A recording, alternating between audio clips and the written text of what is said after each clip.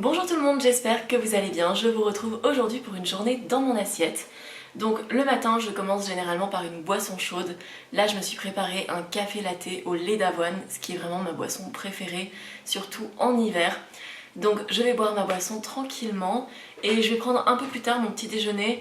Généralement j'ai pas très faim quand je me lève, donc j'attends un petit peu pour manger un petit déjeuner, et parfois si j'attends trop longtemps, je prends plutôt un petit snack salé en fin de matinée, par exemple une tartine avec du houmous, ce genre de choses. La vidéo du jour est sponsorisée par la marque Coro, donc c'est leur lait d'avoine que j'ai utilisé pour mon café latte. Donc Coro, c'est une boutique en ligne sur laquelle on trouve énormément de produits de très bonne qualité. Il y a des produits bio, des produits vegan, il y a énormément de tarifs avantageux et vous pouvez acheter aussi des gros conditionnements. Par exemple le lait d'avoine, je l'achète par pack de 12 et c'est vrai que c'est très pratique, ça m'évite d'avoir à le porter puisque moi je fais mes courses à pied, donc même si j'ai un caddie, etc., c'est quand même pratique d'avoir tout ça qui m'est livré directement chez moi. Et le tarif est très avantageux. Je prends aussi des sauces tomates, donc là par exemple de la sauce tomate au basilic. Je prends mes purées d'oléagineux, donc là j'ai acheté de la purée d'amande, j'adore la purée d'amande, je vais sûrement en manger au petit déjeuner je pense. Je prends mes briques de lait de coco, pareil je les achète par 12 et c'est beaucoup plus avantageux, enfin je crois qu'on peut les prendre par 6 aussi, mais je les prends directement par 12. Je commande pas forcément tout le temps les mêmes choses, mais c'est vrai qu'au fur et à mesure du mois j'ajoute petit à petit des achats dans mon panier et je le valide dès que j'ai besoin de passer une commande sur Coro, et c'est vrai que c'est très pratique. Donc merci à eux de sponsoriser ma vidéo. Vous verrez plusieurs produits de leur boutique dans mes recettes de la journée. N'hésitez pas à utiliser mon code promo pour avoir 5% supplémentaire sur leur boutique, c'est Mur5. Et j'aime énormément leur design qui sont vraiment très jolis, je trouve que c'est très minimaliste et vraiment joli. Bien sûr on n'achète pas un produit pour son design, mais je trouve que c'est un petit plus. Et j'ai acheté par exemple là 2 kg de légumineuses, donc de haricots mango jaunes. Peut-être que je les utiliserai aujourd'hui, je sais pas encore. Quand je fais une journée dans mon assiette, c'est vraiment ce que je mange dans la vraie vie, selon ce que j'ai envie de manger au fur et à mesure. Donc ça s'improvisera au fur et à mesure. J'ai des noix de cajou aussi. Alors ce sera pas pour tout de suite, mais je mets à tremper 150 g de haricots mango jaunes que j'utiliserai pour faire une espèce de brouillade de haricots mango. J'ai vu plusieurs recettes passer sur internet, donc je vais un petit peu adapter tout ce que j'ai vu. Et apparemment c'était très très bon et ça donne quelque chose de très protéiné, puisque le haricot mango est une légumineuse qui contient 24 g de protéines au 100 g, donc c'est vraiment intéressant.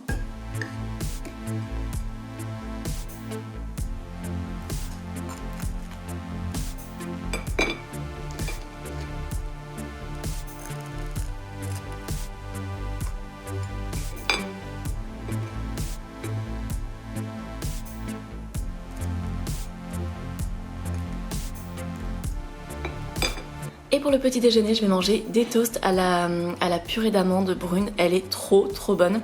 J'avais prévu de mettre des bananes aussi dessus, mais je me suis rendu compte que j'en avais plus. Donc je vais prendre mon petit déjeuner et je vous retrouve après pour le déjeuner. Pour le déjeuner, donc on va préparer le repas pour 3 parce qu'il y a une amie qui est à la maison actuellement.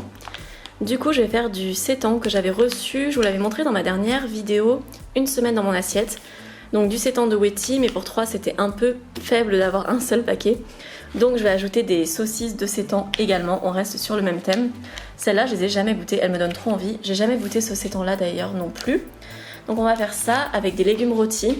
J'ai une butternut qu'on avait coupée parce qu'elle était abîmée sur cette face là, du coup je vais la faire rôtir.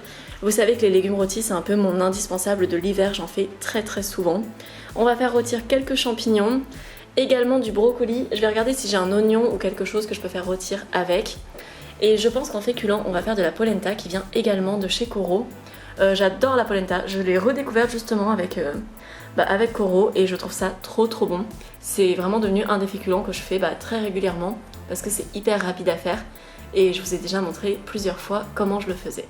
Et ce que j'adore avec le sétan, c'est que c'est vraiment hyper protéiné. Vous avez 30 g de protéines dans les médaillons de sétan.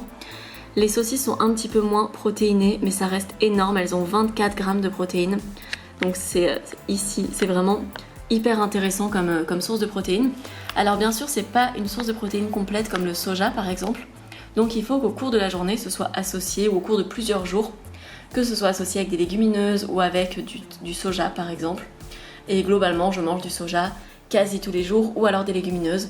Donc c'est pas problématique de pas avoir de ne pas avoir des protéines complètes au sein d'un même repas. L'équilibre se fait au cours de plusieurs repas. Alors j'ai d'abord découpé la courge et je vais l'enfourner en premier pour environ 20 minutes. Dessus j'ai mis un petit peu de curry, de cumin et d'huile d'olive avec de l'ail en poudre et du sel.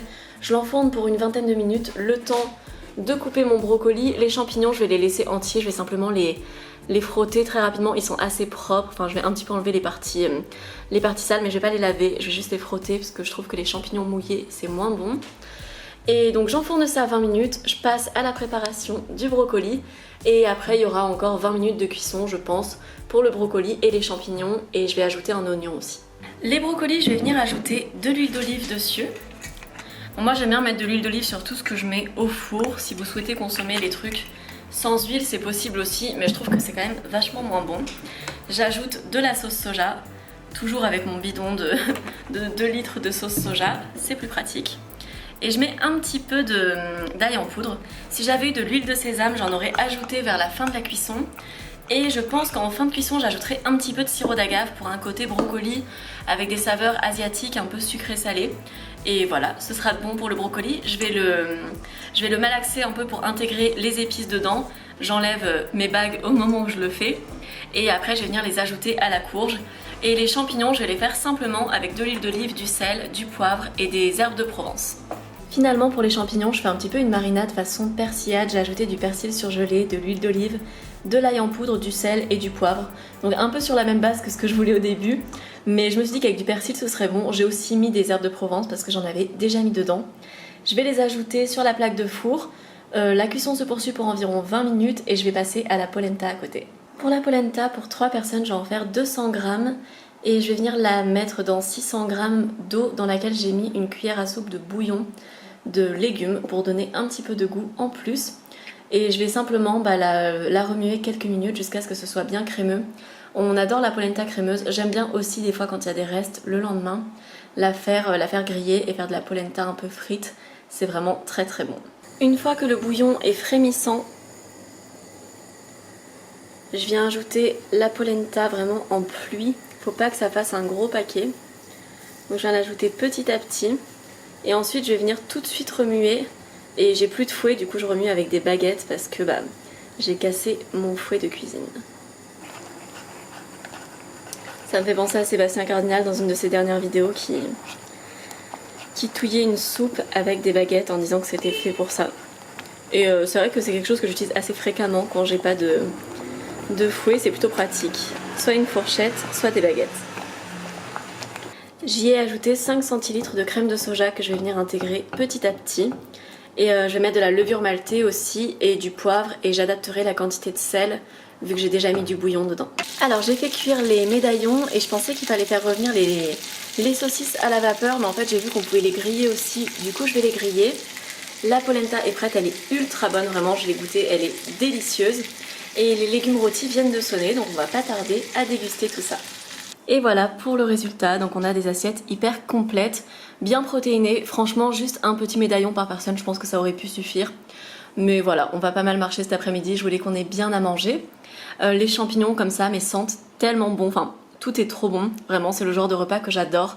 Des légumes rôtis, une base de féculents, des protéines, et c'est vraiment parfait pour tout l'automne-hiver, je pourrais manger ça presque tout le temps. Je vous retrouve après si je prends un goûter.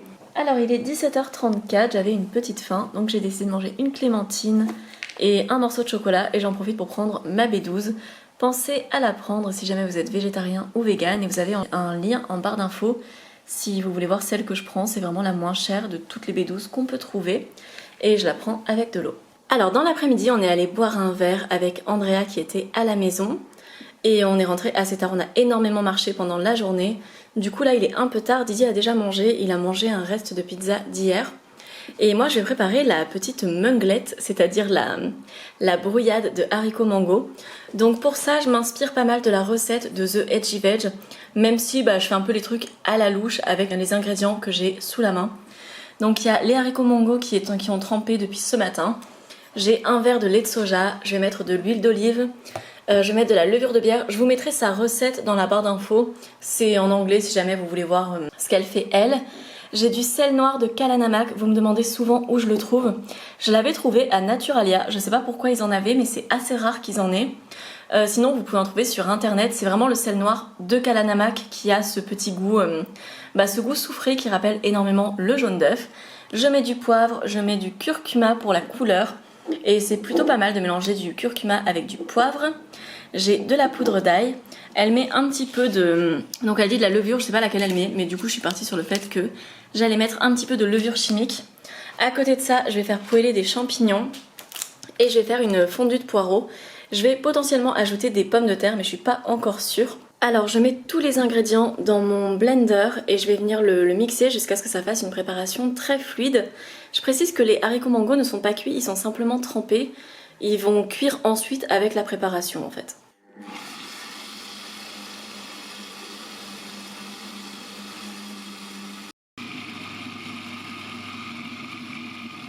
Alors ma préparation est bien mixée, je vais la laisser tranquille un peu parce que apparemment c'est très rapide à faire. Donc à côté de ça, je vais juste venir cuire mes champignons et mes poireaux d'abord puisque c'est un petit peu plus long.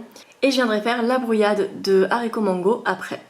Du coup pendant que je cuisine, j'ai un peu faim parce que là il est quand même 21h. Du coup j'ai mangé une clémentine et je suis en train de finir ce petit paquet de cookies à l'avoine et nappés de chocolat qui sont super bons.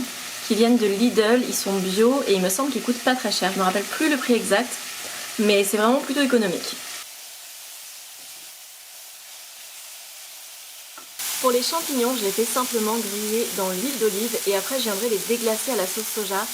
Et vraiment j'adore cette combinaison. Dans le resto où je bossais, on faisait un burger avec des champignons à la sauce soja et je passais la journée à me faire des tartines de pain avec une mini couche de mayo et les champignons grillés à la sauce soja dessus.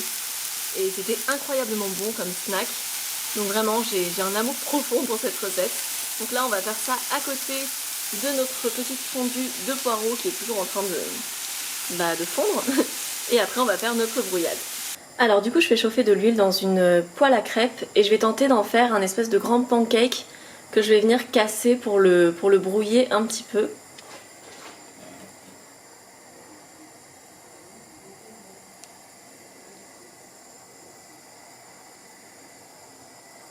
Alors ça s'est super bien brouillé, ce que je fais c'est que j'ai ajouté de la margarine sur le dessus et j'ai remis un petit peu de sel noir de Kalanamak et je vais continuer à brouiller tout ça. Et voilà pour notre repas, ça sent hyper bon. J'ai ajouté une petite tranche de pain aux noix avec, j'aurais bien aimé avoir un peu plus de féculents. Si j'avais eu plus de motivation, j'aurais fait des pommes de terre avec, mais là j'avoue que j'avais pas trop la motivation, c'est déjà pas mal. En fait c'était vraiment pas très long à faire. Ça ressemble un peu à une assiette de brunch à l'anglaise, il manque juste des petites saucisses véganes et ça serait vraiment pas mal pour accompagner. Mais en tout cas c'est bien protéiné entre le haricot mango, le lait de soja qu'il y a dedans qui joue pas mal aussi. On a les petits champignons grillés, la fondue de poireaux. J'ai mis un petit peu de ketchup parce que j'aime beaucoup ça avec ce genre de galette végétale un peu. C'est comme quand on fait de la soca ou des omelettes de pois chiches. Enfin, j'aime beaucoup mettre un petit peu de ketchup avec. Et voilà, pour notre dîner, on va se régaler. Je vous retrouve après pour une petite conclusion, ou demain matin plutôt je pense, parce que je suis vraiment fatiguée. Et cette vidéo, une journée dans mon assiette, est maintenant terminée. J'espère vraiment qu'elle vous aura plu, qu'elle pourra vous donner des petites idées de repas assez simples et qui changent un petit peu de ce qu'on a l'habitude de manger. Je vous l'ai pas montré parce que j'en ai pas pris aujourd'hui, mais en plus de la B12, je prends également des oméga 3 vegan de temps en temps. Je suis pas du tout les recommandations, j'en prends pas 2 par semaine, mais j'en prends vraiment une par-ci par-là de temps en temps. Donc là je l'ai commencé en octobre, Didier en prend aussi, et voilà. Je vous le dis parce que je vous ai parlé de mes compléments alimentaires dans la vidéo. En tout cas, je remercie fortement Coro d'avoir sponsorisé cette vidéo et de soutenir mon travail. Merci à vous également d'être là, de regarder. N'hésitez pas à vous abonner, à commenter ou à liker comme d'habitude. Ça augmente mon référencement et ça me fait toujours très plaisir. Je vous fais de très gros bisous et on se retrouve tout de suite sur Instagram ou alors dans environ 5 jours pour une nouvelle vidéo. Ciao ciao!